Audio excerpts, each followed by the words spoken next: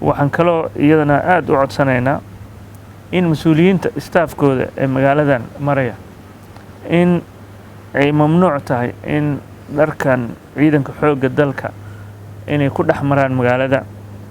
ciddii ka tirsan ciidanka xoogga dalka ee magaalada shaqo ama ku maraysana goobaha ciidanka booliisku ay taagan yihiin inay si asluubi ku jirto, nidaam ku jiro ay ula hadlaan, isu sheegaan.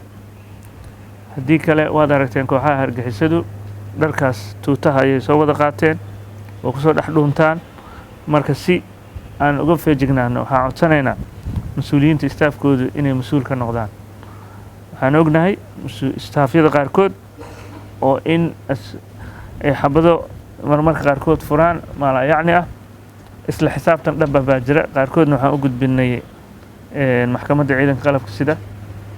marka qof walbo mas-uula ha ogaado asaa mas-uulka ah staafkiisa. iyadana waxaan rabnaa arrintaas in midda kale oon rabno inaan digniin u jeedino waxay tahay, ma leedahay bajaaj, ma leedahay gaadiid. haddii uusan gaadiidkaaga diiwaan gashaneen, haddii aad gaadiidkaaga diiwaan gashatay laakiin aad qofka iibisay magacaaga weli ku qoran yahay, mas-uuliyadda adaa qaaday. adaa mas-uul ka ah gaadiidkaas iyo wixii dhib ah uu geysto.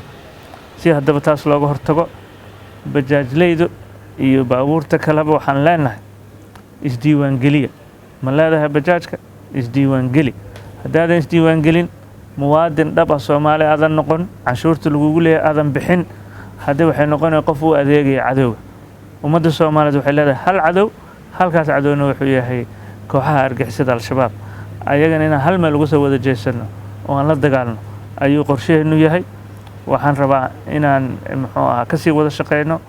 waxaan aad iyo aad marka lagu mahadcelinayaa dhammaan shacabka Soomaaliyeed, gaar ahaan shacabka caasimadda oo muddadii maalmihii xorriyaddana muujiyey muwaadinimada, wadaninimada, adkaysi muujiyey, amnigiina qayb ka qaatay. haddana inta dhammaan ay sii wadaan falkii saakay oo isniin ahayd 8 Juulaay dhacay oo kalena si uusan u dhicin, in aan dhammaanteen qayb ka wada qaadan.